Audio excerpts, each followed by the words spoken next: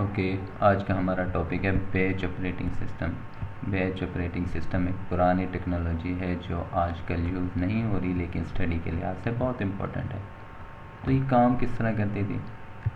Batch operating system directly user और computer के दरमियान राब्ता नहीं होता था, डायरेक्ट इंटरेक्शन नहीं होती थी।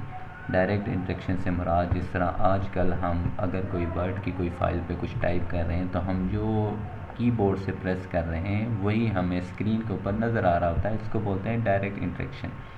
लेकिन बैच ऑपरेटिंग सिस्टम में इस तरह नहीं होता था। उसमें किस तरह होता था वही हम स्टेप बाय स्टेप चेक देखते हैं। तो स्टेप 1 में क्या था, यूज़र अपनी जॉब्स को क्रिएट करता था। ठीक है, अब ये एक यूज़र है, ठीक हो गया, इसने अपनी एक जॉब क्रिएट की। अब ये जॉब किसके अंदर क्रिएट की है? ये पंच कार्ड में या फिर दूसरी उन पिछले पहले ज़माने में टेप हुआ करती थी, उसके अंदर इस जॉब को क्रिएट किया जाता था।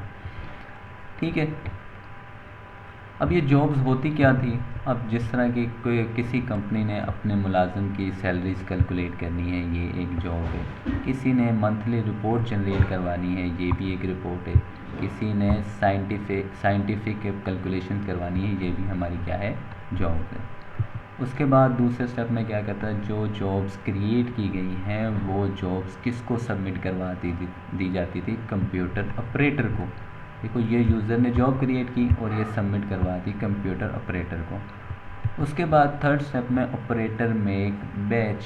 अब जितनी भी जॉब्स दी गई हैं कंप्यूटर ऑपरेटर क्या करेगा? जो एक जैसी जॉब हैं जिनमें सिमिलैरिटीज़ हैं उनका बैच बना देगा। ठीक है, अब देखो, बैच 1 बनाया, जो एक जैसी थी उसको बैच 1 में रख लिया, जो उससे डिफरेंट थी उसको बैच 2 के अंदर रख लिया। ठीक है, जॉब 3, 6 और 1 इनमें सिमिलैरिटीज़ थी, इनका एक बैच बना दिया। और जॉब 2, 5, 4 इनमें सिमिलैरिटीज़ की, इनका अलग से बैच बना दिया। ठीक है, मिसाल के तौर पे देखो, ऑल रिपोर्ट्स जॉब, जितनी भी रिपोर्ट्स की जॉब होंगी, मिसाल के तौर पे ये रिपोर्ट्स की जॉब थी तो इन बैच 1 बना दिया। इसी तरह कोई सैलरीज कैलकुलेट करवाने वाली थी, उसका हमने बैच 2 बना दिया। इसी तरह अगर कोई कैलकुलेशन की आती है उसका हम बैच 3 बना देंगे। ठीक है, अब ये कंप्यूटर ऑपरेटर ने बनाया है। उसके बाद जब ये बैच बन जाती हैं तो ये इन बैच को कहाँ पे सबमिट करवा दिया जाता है? हमारे कंप्यूटर को। ठीक है, अब ये बैच पूरा का पूरा लोड होगा हमारे कंप्यूटर में। कंप्यूटर ओएस यहाँ पे रन करेगा। जिस तरतीब से बैच दिए जाएंगे उसी तरतीब से कंप्यूटर इसको लोड करके और इनको रन करेगा, इन पे एग्जीक्यूशन करेगा और इनकी आउटपुट जनरेट करेगा। ठीक है, अब बैच के अंदर भी देखो मल्टीपल जॉब्स हैं, एक ये जॉब है, उसके बाद ये है। अब जो जॉब पहले है, मिसाल के तौर पे जॉब 1 फर्स्ट आई है तो इसको पहले एग्जीक्यूट किया जाएगा। इसी तरह जॉब 6 जो इसके बाद आई है ये बाद में एग्जीक्यूट होगी। इसी तरह जॉब 3। तो जिस तरह से बैच, फिर बैच में भी जिस तरतीब से रखी गई हैं उसी तरतीब से इनको एग्जीक्यूट किया जाएगा। तो देखो, ये हमारा यूज़र था और ये हमारा कंप्यूटर है और ये हमारा यहाँ पे यूज़र है।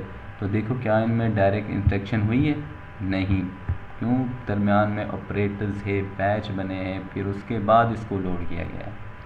ठीक हो गया। तो ये कोई थ्योरी देखो, ये the whole batch is loaded into the computer at once. ठीक है, पूरा का पूरा बैच एक ही दफ़ा कंप्यूटर के अंदर लोड किया जाएगा। उसके बाद the computer runs each job 1 after the other. ठीक है, अब जॉब्स को भी, बैच के बाद जॉब्स को भी 1 बाय 1 कंप्यूटर क्या करेगा? रन करेगा। Operating system lead the job 1 by 1 after batch. If the job finish it move directly to the next job. जब एक दफ़ा जॉब 1 ने फिनिश किया, ऑटोमेटिक ही जॉब 6 की बारी है, वो खुद ब खुद उसके लोड हो जाएगी। Once it started no need to touch it. ठीक है, एक दफ़ा जब स्टार्ट हो जाए तो उसके बाद उसको छेड़ने की ज़रूरत नहीं है आपके ऑपरेटिंग सिस्टम को, वो खुद ही मैनेज कर लेगा।